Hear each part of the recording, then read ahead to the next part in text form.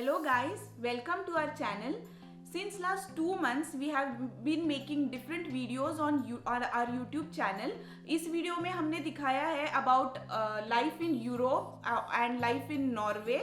तो उन videos पे we have got lots of comments about how is the life in Norway, यहाँ पे student life कैसी है, what are the job opportunities in Norway. तो इसलिए इस वीडियो में हमने डिसाइड किया है that we will be making a series of such videos. In this series we are going to cover different topics like student life, what are the student expenses, and what are the job opportunities, what is the rent of houses, how can you buy a house, the visa information, travel visa, residence permit, student permit, etc. kind of information we are going to cover in our this upcoming series. जो इस channel पे नए हैं उनके लिए let me introduce myself. I am Deepti and we make videos about life in Norway और life in Europe. तो आज के टॉपिक को शुरू करते हैं. So today's topic is about different ways in which you can come to Norway. Let's begin.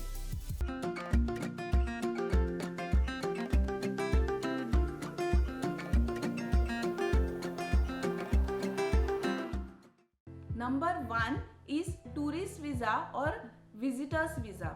What is the difference between a tourist visa and a visitors visa? Tourist visa वो होता है जो हम solely as a tourister जब हम आते हैं Europe घूमने के लिए, that visa is called a tourist visa. But if we have a family member residing in Europe, तो उस टाइम पे जो अप्लाई होता है that is visitors visa.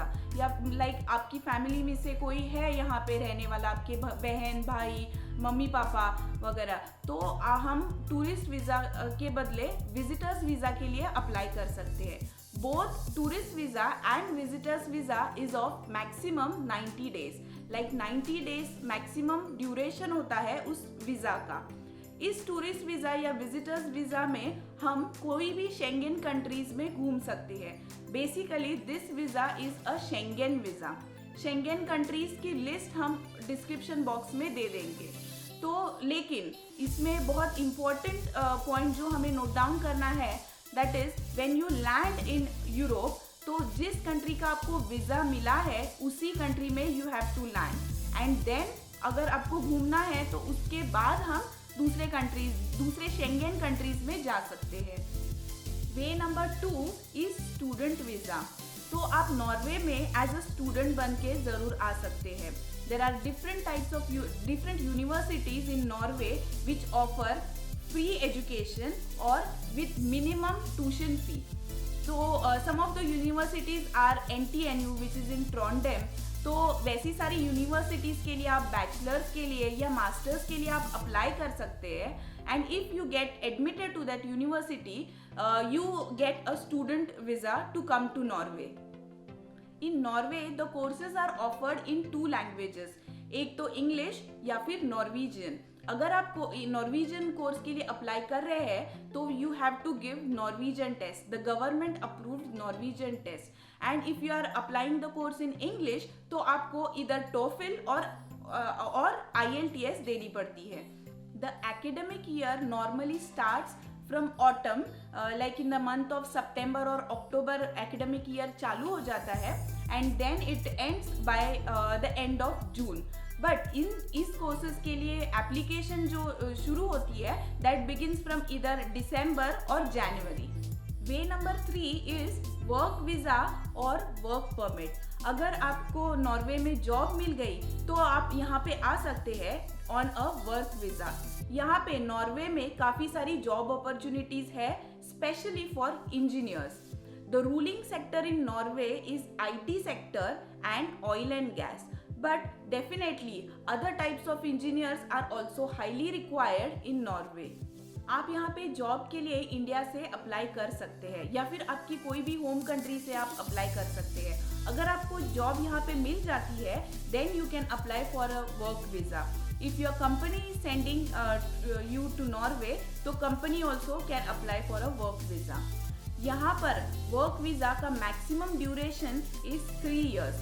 After 3 years you can either renew your work visa या फिर you can apply for a permanent residency. The maximum duration on which you can stay in Norway on a work visa is 6 years. एक बार 6 years complete हो जाते हैं तो either you have to go back to your home country या फिर you have to apply for a PR. Number 4 is family immigration. Family immigration तभी apply होता है when you apply for a work visa. अगर आपको job मिली है, आप work visa पे नॉर्वे जा रहे हो और if you want to take your family like your dependents, your wife और स्पाउस और हस्बैंड और किड्स, तब उनका जो वीज़ा अप्लाई होता है दैट इज़ डिपेंडेंट वीज़ा और फैमिली वीज़ा. फैमिली इमिग्रेशन में kids are free up to the age of 16. Family immigration visa की जो वैलिडिटी है that is also for 3 years and after 3 years you need to renew it. And the maximum duration of a family immigration visa is 6 years. Like 6 years के बाद इधर you have to go back to your home country या फिर you have to apply for a PR. और एक important चीज़ about European family visa is यहाँ पे dependent can work on a family visa और a family immigration visa. Number 5 is asylum seekers visa. I know काफ़ी सारे लोगों को इस वीज़ा की इंफॉर्मेशन नहीं होगी, बट येस, नॉर्वे में ये वीज़ा अप्लाई करके लोग आ सकते हैं. This visa is specifically for war zone countries. तो जिन लोगों को ऐसे लगता है कि बिकॉज ऑफ वॉर कंडीशंस हम अपने कंट्री में सेफ नहीं हैं, those people can apply for such a visa and they can seek asylum in Norway and वो यहाँ पे मूव हो सकते हैं. उन लोगों के लिए ये यहाँ पे काफ़ी सारे बेनिफिट्स भी अवेलेबल है. यहाँ की गवर्नमेंट इन लोगों को काफ़ी बेनिफिट्स देती है. In fact they support a lot. उन्हें जॉब ढूंढने में या फिर उनकी फैमिलीज, किड्स को सपोर्ट करने में government plays a vital role. Number 6 is AU pair. I know इस टाइप ऑफ वीज़ा की भी इंफॉर्मेशन काफ़ी सारे लोगों को नहीं होगी, बट येस, इन नॉर्वे आप इस टाइप के वीज़ा के लिए अप्लाई कर सकते हो.